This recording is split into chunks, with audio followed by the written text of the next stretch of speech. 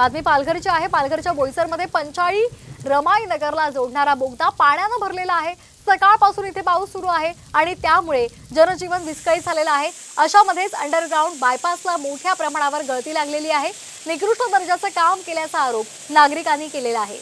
तर आपण ही दृश्य पाहतोय, या बोगद्याला गळती लागलेली आहे। निकृष्ट दर्जाचं काम केल्याचा आरोप आता नागरिक करतायत।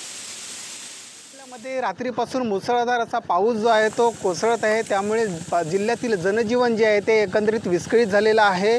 ठिकठिकाणी पाणी साचायला सुरुवात झालेली आहे। मी माझ्या मागे बघू शकतो की पालघरमध्ये रात्रभर पडणाऱ्या पावसामुळे शेतांमध्ये किंवा सखल भागांमध्ये पाणी साचलेलं आपल्याला बघायला मिळत आहे। एकूणच पालघरमधील मुसळधार पावसामुळे जनजीवन जे आहे ते काहीसं विस्कळीत झालेलं आपल्याला बघायला मिळत आहे। विशेषतः मुसळधार पडणाऱ्या पावसामुळे पालघरच्या लोकल रेल्वे सेवेवर त्याचा मोठ्या प्रमाणात परिणाम झालेला होता। लोकल सेवा जी आहे ती 25 ते 30 मिनिटं उशिराने धावत होते। काही ट्रॅकवर काही भागांमध्ये पाणी साचलं होतं, त्यामुळे रेल्वे सेवेवर परिणाम झाल्यामुळे चाकरमान्यांना मोठा त्रास जो आहे तो सहन करावा लागला होता। मात्र दुसऱ्या बाजूला जे जिल्ह्यातील जे सखल भाग आहेत, सखल रस्ते आहेत, त्या रस्त्यांवर पाणी साचलं होतं, त्यामुळे पाणी साचून वाहतूक जी आहे ती कुठेशी काहीशी खोळंबलेली होती। मग मनोरवाडा महामार्ग असेल किंवा वनईचा पूल असेल किंवा बोईसरमधील साईबाबा नगर असेल किंवा मुकुट पेट्रोल पंपाचा परिसर आहे, या भागांमध्ये पाणी साचल्यामुळे येथील